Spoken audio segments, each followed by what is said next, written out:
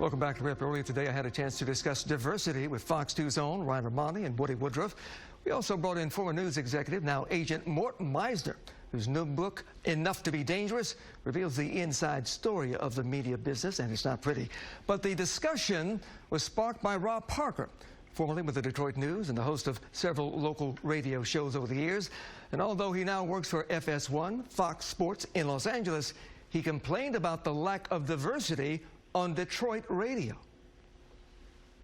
Hugh, I was disappointed. You know, I was a part of WDFN in 1994. I was the first on-air person ever hired at that station, and it was very diverse. We had Greg Russell in the morning, who did the morning updates. We had the Mega Man, Ike Griffin, who did a nighttime show by himself, and I did the Odd Couple with Mike Stone for Afternoon Drive.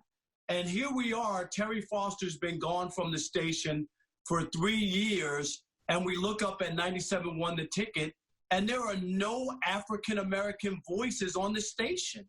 Everybody's the same. In a city that's 83% black, how can the people who own that station and management think that they're doing a service, they're actually doing a disservice to the community, where everybody is a 50-year-old white man and coming from the same perspective?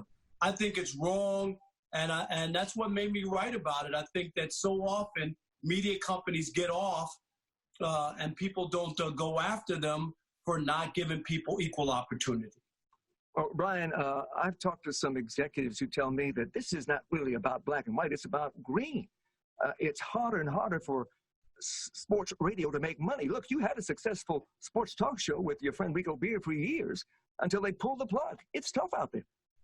Well, in all fairness, it did take Rico and I a little bit to get our footing, but in the last 4 months we were on the air, in our demo, we were a top 5, top 6 show. Now, we also had 5 different time slots in 2.5 years, and anybody on this screen will tell you that's just flat out, you're murdering a show with that many time slots in 2.5 years. But yeah, it is tough. That business is a tough business. It's tough to gain traction. And especially here in Detroit, Huel.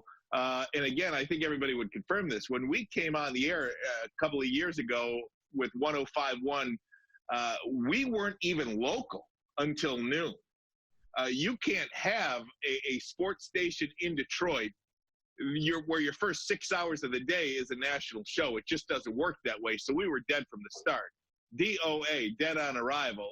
And everything just kind of went downhill from there. But yeah, you know, working with Rico Beard, my radio partner and my good friend for more than a decade, was one of the highlights of my career. And how he is not hired right now in the city of Detroit somewhere is astonishing to me. That man does it all. He's just got it. He's got everything you would want in a radio host. And I thought when we kind of ended there, I thought he'd get picked up in a second. I can't believe he's not on the air here in Detroit anywhere right now. Well, Woody Woodruff has been on the air here in Detroit for 22 plus years. And people say, well, when you look at the minorities on the teams of, say, the Lions, the Pistons, you see a majority black players. Now, Woody, you do a great job covering hockey too, but how is it that you have managed to be so successful for so long? You know what, Huel, that's a very good question. And to be honest, sometimes I don't know how I'm doing it, to be to be honest with you. But I just try to play it straight. I mean, you know, I'm here to cover the sports.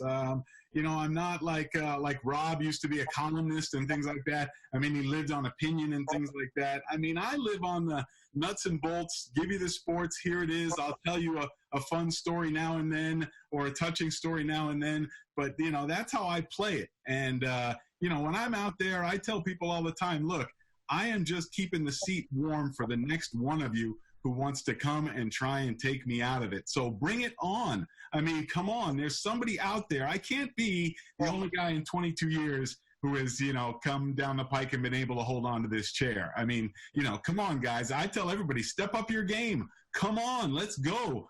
You know, there's plenty of opportunity for people if they want to put the work in and do it.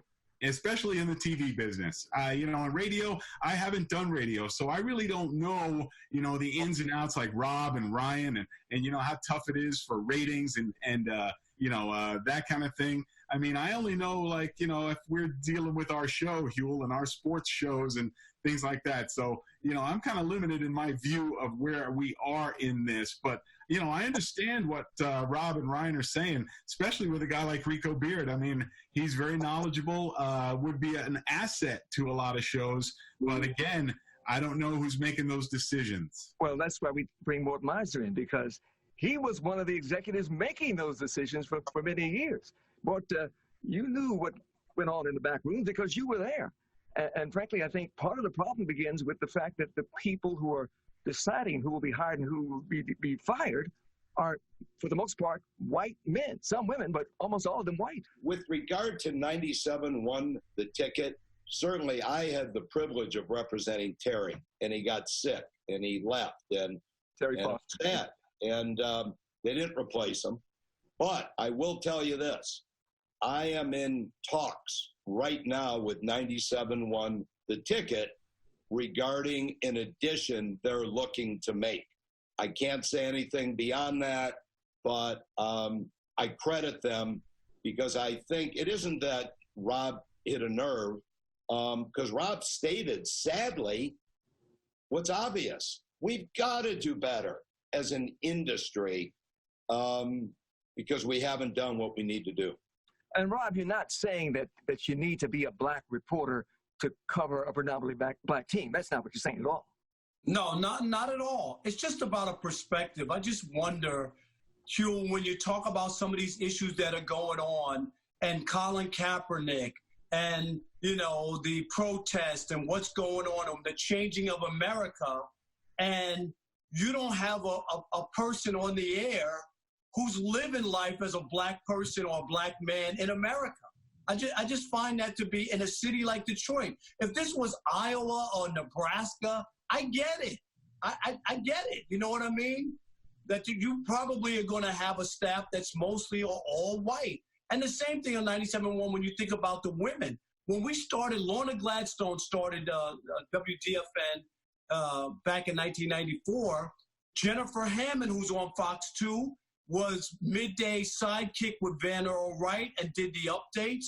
We had a ton of female producers. So we had women on the air talking sports. We had African Americans on the air. All I'm saying is you have to have diversity. Hey, Rob, can I present this to you as well? When you think, you just mentioned Terry. I look at yourself, the late, great Drew Sharp. You mentioned Jennifer Hammond. One of the things that all four of you have in common as well is y'all had other jobs. I mean, the three of you were columnists. Jennifer is a television reporter. It is very rare that radio people are just radio people. Let me ask something right here. Isn't it true that in some of these radio situations, it's, yes, the main guy is there, but he's also got a team behind him. And sometimes that team is made up of diverse voices, which is also nice to hear. But I also understand what Rob's saying about frontline guys hosting shows and things like that. But I think that there are voices there. I mean, but it is maybe you have to strain to hear them a little more than maybe you had to in the past. Catherine Lahan. And we shouldn't hesitate when the talent is there to have two black men. A black man and a black woman. Look, there's plenty of talent out there. Plenty of talent. No question about it. And look, guys, people have obviously been listening to what you were saying. I just got an official statement a few minutes ago from Debbie Kenyon, Senior VP, Market Manager of Intercom, the owners of 97.1 The Ticket. I quote, "We strive to deliver the best and most engaging sports content to fans in the great city of Detroit. We know that having diverse voices on our air that represent our city is important, and we agree that we have missed the mark. We are committed to doing our part to make sports talk radio as diverse as it should be, and we are taking active measures to ensure that we get it right at 97.1 FM, The Ticket." Signed, Debbie Kenyon. So I'm going to say bravo. Talks with her about a particular talent that is going to help to begin to solve that problem, and I commend Debbie. Well, you know, guys, it sounds like you've been talking, people have been listening, and now we are going to watch and listen to what happens next. But I believe simply addressing the issue, bringing it up, can at times create change. I look forward to what's to come. Look, we thank you all for your comments and your insights. Who knows what's next, but it could be something absolutely phenomenal. Thank you.